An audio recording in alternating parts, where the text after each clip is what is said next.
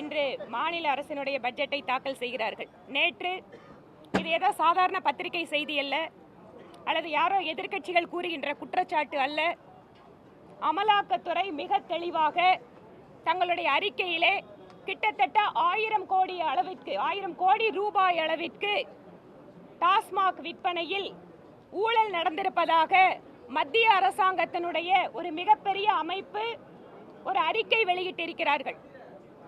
அந்த அறிக்கைக்கு பின்பாக மாநில அரசு தொடர்வதற்கான தங்களுடைய தார்மீக உரிமையை இழந்திருக்கிறது.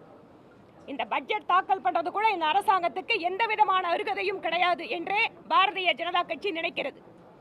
1000 கோடி ரூபாய் ஊழல் மட்டுமல்ல, சட்டம் ஒழுங்கு பிரச்சனை, தங்கள் நிர்வாகத்தின் மீது ஏற்படுத்தி இருக்கக்கூடிய அதிருப்தி மற்றும் கோபத்தை திசை திருப்புவதற்காக ரூபாயினுடைய இந்திய அளவில் ஏற்றுக்கொள்ளப்பட்டிருக்கக்கூடிய ஒரு சின்னத்தை மாற்றி ரூபாய் என்று எழுதி பிரச்சனையை திசை திருப்ப மாநில அரசு முயற்சி செய்கிறார்கள்.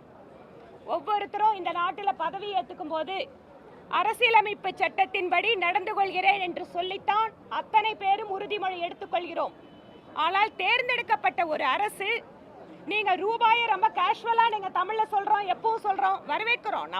நம்ம மொழியில நம்மளோட எல்லா விஷயத்தையும் எழுதணும், படிக்கணும், தாய்மொழியில நம்ம பேசணும். பாரதிய ஜனதா கட்சி தாய்மொழிக்கு மிகுந்த முக்கியத்துவம் கொடுக்கக்கூடிய கட்சி.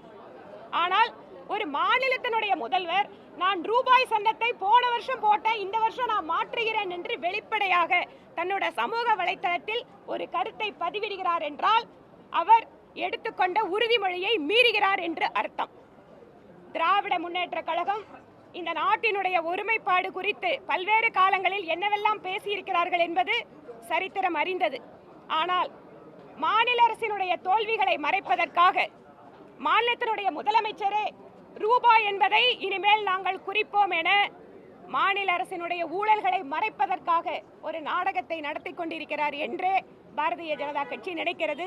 அதனால் அவர்கள் தாக்கல் செய்கின்ற நிதிநிலை அறிக்கையை இன்று புறக்கணிக்கிறோம்.